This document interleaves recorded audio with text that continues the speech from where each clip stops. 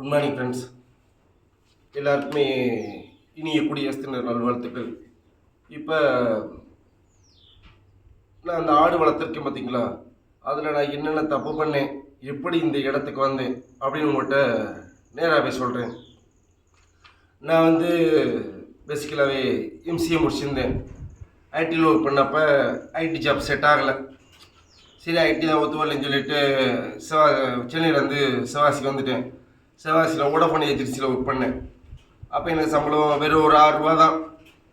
6,000 ரூபா வாங்கிட்டு ஃபேமிலியில் கல்யாணம் பண்ணி வச்சுட்டாங்க. சரி, நம்ம பிறந்துட்டோம்ல அப்படின்னு பேரில் கல்யாணம் பண்ணி வச்சு அவங்களும் 10 நாளில் தனி கொடுத்துன்னு வச்சுட்டாங்க. ஏன்னா எனக்கு கல்யாணம் பண்ணி வைக்கும்போது எனக்கு 6,000 ரூபா தான் சம்பளம் சொன்னேன். அவங்க சொன்னாங்க, இல்லை நாங்களே ஒன்று ஒரு 5 வருஷம் வச்சு பார்த்துக்குறோம் அப்படின்னு சொல்லி சொன்னாங்க. சரி, நாம் நம்பி நம்ம அம்மா அப்பா தானே அப்படின்னு சொல்லி கல்யாணம் பண்ணிட்டோம். கடைசி கல்யாணம் முடிஞ்ச கையோட தனி கொடுத்து வச்சுட்டாங்க. 6,000 ரூபா வச்சு என்னடா சமாளிக்க ஒன்றும் புரியல. சரி, ஏதாவது ஒன்று பண்ணுவோமே, நமக்கு தெரிஞ்சது இந்த ஆடுகளில் ஏதாவது காசு கிடைக்கும் அப்படின்னு சொல்லி முதல் தடவையாக ஒரு 2 கிடாய் மட்டும் வாங்கி வளர்க்க ஆரம்பித்தேன். அந்த கிடாய் ஒரு 3 மாதம் இருந்து ஒரு ஒவ்வொரு குட்டி 300 ரூபா லாபம் கொடுத்துச்சு. 3 மாதம் இருந்து. ஏன்னா நான் அப்போ ஆடுகளுக்கு இந்த மாதிரி தீனிக்கு போட்டதில்லை. ஏன்னா காய்கறி மார்க்கெட் இருக்குல்ல, அங்கே போய் இந்த முட்டைக்கோஸ் தொழி, காலிஃப்ளவர் தொழி இந்த மாதிரி எடுத்து ஆடுகளுக்கு ஒரு ஸ்டாண்ட் அடித்து அதிலே போட்டுருவேன். அப்போ நமக்கு அதிகமாக செலவு இருக்காதில்ல. கொஞ்சம் நைட்டானா கொஞ்சம் அரிசி காய்ச்சி கஞ்சி மாதிரி ஊற்றிடுவேன். குட்டி சாப்பிட்றோம். அப்போ ஒரு 3 மாதம் தாண்ட வச்சு கொஞ்சம் லாபம் வந்தது. என்னோடய சேலரி எடுத்து போட்டு இன்னும் கொஞ்சம் பெருசாக்கினேன். பெருசாக்கி தான் கொஞ்சம் இந்த இடத்துக்கு வர வேண்டியதாக இருந்துச்சு. இப்போ நம்மகிட்ட காசு இருக்குது, அதனால் நம்ம எடுத்து இந்த இடத்துக்கு வந்துட்டோம். இப்போ காசு இல்லாதவங்க எடுத்த உடனே பண்ண முடியாதில்ல. அதனால தான் வேறு வேலைக்கு போய்கிட்டு இந்த வேலையும் பண்ணிக்கிட்டு இந்த ரெண்டையுமே ஒரே நேரத்தில் கொண்டு போய்கிட்டே இருக்கணும். அப்படின்னா மட்டும்தான் குட்டியில் எண்ணிக்கை கூட்ட முடியும். குடும்பத்தில் எந்த பிரச்சனை இல்லாமல் நம்ம போய்கிட்டே இருக்க முடியும். எடுத்த உடனே ஆடுன்னு இறங்கிட்டோம்னு வச்சுக்கோங்க, கண்டிப்பாக குடும்பத்தில் நிம்மதி இருக்காது. சரியா? அதனால் எல்லாருமே இந்த 2 வேலையும் கொண்டு போயிட்டு உங்கள் முன்னாடி ஒரு 50 குட்டி 60 குட்டி இருக்க வரைக்கும் கம்பல்சரியாக நீங்கள் இன்னொரு வேலை போய்த்தான் இருக்கணும். இருந்துச்சுன்னா அதுக்கப்புறம் நீங்கள் தாராளமாக ஆடுக்கு மட்டுமே மெயினாக வச்சுக்கலாம். இப்போ ஆடு வளங்க நான் எல்லாத்தையுமே பொதுவாக சொல்லலை. ஆடு வளர்க்குறவங்களுக்கு தான் நான் சொல்லிக்கிட்டு இருக்கேன். அதுதான் நமக்கு யூஸ்ஃபுல்லாக இருந்தது. அதனால் நான் அந்த தொழில் பண்ணிட்டேன். இப்போ என் வீட்டில் கொஞ்சம் பிரச்சனை. அதனால் எங்கள் அம்மா அப்பாலாம் என்கிட்ட பேச மாட்டாங்க. ஏன்னா படித்த படிப்பு என்ன, இப்போ வேலை பார்க்குறது என்ன அப்படின்னு யாரும் பேச மாட்டாங்க. அதில் நானும் அவங்கள்ட்ட பேச மாட்டேன். அதில் இப்போ நானும் எங்கள் ஃபேமிலி மட்டும் தான் தனியாகவே இருக்கோம். இப்போ நாம் இந்த ஒரு ஆடு தொழிலை எடுக்கிறதுக்கு என்னென்ன இடைஞ்சல கற்றுக்கிட்டு என்னென்ன இடத்துக்கு மேலே ஏறி வந்துக்கிட்டே இருக்கும்னு பாருங்கள். அதையே தான் சொல்கிறேன். இந்த ஒரு வேலையிலையோ எப்பயுமே பிரச்சனை வரத்தான் செய்யும். ஆனால் நம்ம மேலே ஏறி போய்கிட்டு தான் இருக்கணும். ஏன்னா எல்லாருமே சொல்லுவாங்க, நான் வாழ்க்கையில் அப்படி வாழ்ந்தேன், நீங்கள் இப்படி வாழ்ந்துக்கிட்டு இருக்கீங்க அப்படிம்பாங்க. ஆனால் இந்த உலகத்திலேயே நாம் எதிர்பார்க்காம ஃப்ரீயாக கிடைக்கிற ஒரு பொருள் இருக்குன்னா அது என்ன தெரியுமா? ஒருத்தவங்க மற்றவங்களுக்கு பண்ணுற அட்வைஸ். நான் அப்படி பண்ணியிருக்கேன், நீ ஏன் அப்படி பண்ணலை, நான் அப்படி வாழ்ந்துட்டேன், நீ இப்படி வாழ்ந்துட்டேன் அப்படி ஃப்ரீயாக மட்டும்தான் அட்வைஸ் பண்ணுவாங்க. ஆனால் அவங்க பண்ணியிருக்க ஒரு அட்வைஸுக்கு அட்லீஸ்ட் ஒரு வாரத்துக்கு 1 ரூபா கொடுத்தா அவன் அன்றைக்கி நமக்கு 10,000 ரூபா கொடுக்க வேண்டியிருக்கும். சரியா? அதனால் அட்வைஸ் பண்ணுறதை எல்லாத்துக்கும் விட்டுட்டு அவங்கவுங்க டியூட்டியை அவங்கவுங்க வேலையை என்னவோ பாருங்கள். ஏன்னா எங்கள் அம்மா அப்பாவுக்கு எங்கள் ஊரில் ஹெல்ப் பண்ணுறதுக்கு 2-3 பேர் இருக்காங்க. அதாவது ஹெல்ப்னா எப்படி தெரியுமா? நான் என்னென்ன பண்ணிக்கிட்டு இருக்கேன், இப்போ தோட்டம் பிடிச்சிருக்கேனா பிடிக்கலையா, ஆடு வளர்க்கலையா, ஏன் ஆடு இத்தனை நாள் செத்து போச்சு, என்ன செஞ்சிச்சு, ஏது செஞ்சிச்சுன்னு எல்லாத்தையுமே அவங்க சொல்லிக்கிட்டே இருப்பாங்க. சரியா? கிட்டத்தட்ட அவர் ஆடு தான் வளர்க்குறாரு. அவருக்கு போன வருஷத்தில் 150 குட்டிக்கு மேலே செத்து போச்சு. ஆனால் நான் அவர்கிட்டையும் கேட்குறேன், என்ன பெற்றவங்ககிட்டையும் கேட்குறேன், அவருக்கும் 150 குட்டி செத்து போச்சு, எனக்கு ஒரு 20 குட்டி செத்து போச்சு. 150 குட்டி செத்து போன ஒரு தொழிலை விட்டாரா? விடலை. அப்போ 20 குட்டி செத்ததை மட்டும் நான் எப்படி மட்டும் தொழிலை விட முடியாதுல்ல. இப்போ பேசிக்கலாக நானும் போய் என்னோடய தொழிலை கொஞ்சம் டெவலப் பண்ணணும். ஒரு 2 மாதத்துக்கு முன்னாடி எனக்கு ஒரு 5 லட்ச ரூபா கொடுங்க அப்படி கேட்க தான் போனேன். ஆனால் அவங்க சொல்லிட்டாங்க என்கிட்ட இல்லை அப்படின்னா. ஆனால் அவங்ககிட்ட இருக்குது, அது எல்லாத்துக்குமே தெரியும். ஏன்னா இங்கே இருக்கிறவட்ட கேட்குறாங்க, ஏன் ஆடு செத்து போச்சா, காசு கொடுக்கலாமா கொடுக்கக்கூடாதா அப்படின்னு அவங்க கேட்குறாங்க. ஏன் அவங்க அவங்க ஃபேமிலிக்கு வீடுகள்லாம் கட்டி கொடுக்குறாங்க, மகளுக்கு வீடு மகளுக்கு வீடுலாம் கட்டி கொடுக்குறாங்க. இவங்க அவங்கள்ட்ட கேட்டு செஞ்சாங்களா? இல்லை. இப்போ பேரண்ட்ஸு 1970 வந்திருக்கீங்க. இப்போ இருக்க பிள்ளைங்கள்லாம் 2024 வந்துருச்சு. நீங்கள் இருக்க முடியல, பேரண்ட்ஸ்கிட்ட கேட்குற நீங்கள் இருக்க முடியல, பெட்ரோல் என்ன விலை வித்துச்சு, இப்போ என்ன விலை விற்கிது, கரண்ட் என்ன பில்லு கட்டினீங்க, நீங்கள் இப்போ என்ன பில்லு கட்டிக்கிட்டு இருக்கீங்க. இன்னைக்கு ஒருத்தவன் தனியாக இருந்து வாழ்றதே பெரிய சாதனை தான். நீங்கள் என்ன சாதனை படித்தான்னு கேட்க முடியாது.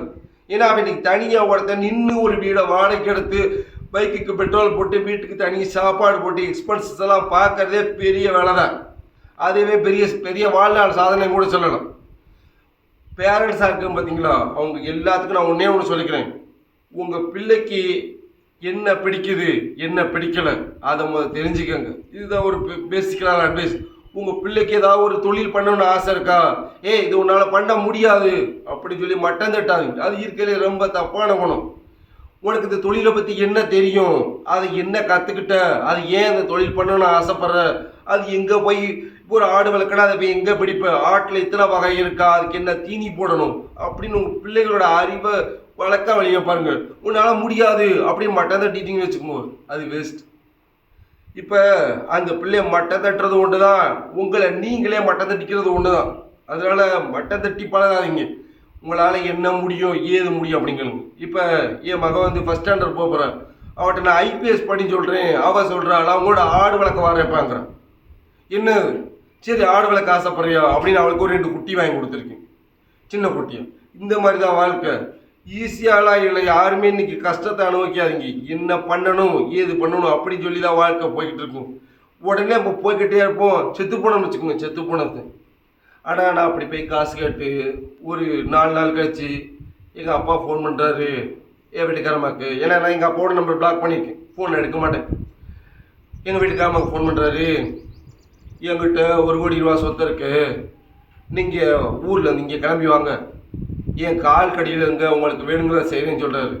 இல்லை தெரியாமல் தான் கேட்குறேன், 1 கோடி ரூபா சொத்து வச்சு செத்து போடாத வச்சு நீங்கள் என்ன பண்ண போகிறீங்க, ஒன்றும் பண்ண போகிறதில்ல. சரி எனக்கு இப்போ ஒரு 33 வயசாகுது, நான் இன்னும் ஒரு 10 வருஷம் 15 வருஷம் கழிச்சு ஸ்டெயின் பண்ணி ஒரு வீடு கட்டிடுறோம், ஃபேமிலியோட செட்டில் ஆகிடுறோம். நீங்களும் சாக போகிற காலம் வந்துருச்சு.